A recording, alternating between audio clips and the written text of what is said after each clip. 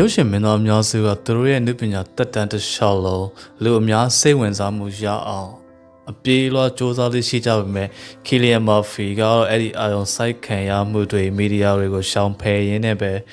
ကမ္ဘာကျော်ကျယ်ဝန်းတစ်ပွင့်ဖြစ်လာခဲ့သူလို့ဆိုရမယ်28 day later ရုပ်ရှင်ပြီးတဲ့နောက်အဲ့ဒီရုပ်ရှင်ရဲ့နာမည်ကြီးလာပြီးတဲ့နောက်မင်းသားများသူသာဆိုလို့ရှိရင်ရရှိလာတဲ့အခွင့်အရေးကိုအမေရစုပ်ကင်ပြီးတော့ Hollywood စီကိုတန်တန်မမတ်ဦးတီပြီးတော့သွားကြမှာဖြစ်ပေမဲ့လို့ကီလီယန်မာဖီကတော့အဲ့ဒီလိုမလုပ်ခဲ့ဘူးအဲ့ဒီလိုမလုပ်တဲ့လူအနည်းစုတွေကတယောက်လို့ပြောရမယ်သူကLos Angeles ကိုလည်းဘယ်တော့မှပြောင်းမနေခဲ့တယ်လို့အင်္ဂလန်ဒါမှမဟုတ်အိုင်ယာလန်နဲ့ဝေးတဲ့ဇက်ကောင်တွေကိုလည်းအမြဲညင်းပယ်နေခဲ့တယ်အမြဲညင်းပယ်ခဲ့တယ်ပေါ့ဗျာ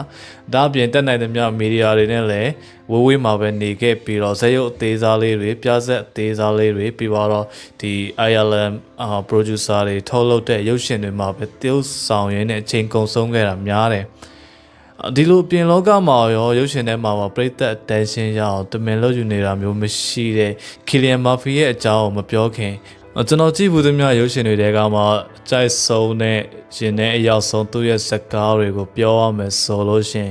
ပထမဆုံးကီလီယန်မာဖီကိုလူတော်တော်များများသိခဲ့တဲ့28 day later အခုလက်ရှိလောလောလတ်လတ်အော်စကာဆုရထားတဲ့J. Robert Oppenheimer နောက်ထပ်ကီလီယန်မာဖီဆိုတာဒီကမ္ဘာလုံးကလူအများသိလာအောင်လက်ခံလာအောင်ဖြစ်လာခဲ့တဲ့ series တွေတစ်ခုလို့ပြောရင်လည်းမမှားတော့တဲ့ Peaky Blinders series ရဲ့ဆိုတော့28 day later ထဲမှာ Jim ဆိုတဲ့တာမန်ကောင်လေးနေရာကနေပရိသတ်တွေရဲ့အားပေးမှုကိုအတော်လေးရရှိခဲ့ပြီးအခုလက်ရှိကျွန်တော်တို့သိတဲ့ကီလီယန်မာဖီဖြစ်လာစေမဲ့လမ်းစာကိုအဲ့ဒီဇက်ကားကစတင်ခင်းချင်းပေးခဲ့တယ်လို့ပြောရမှာဗျဒီနောက်ပိုင်းဆယ်စုနှစ်တစ်ခုလုံးမှာတော့သူက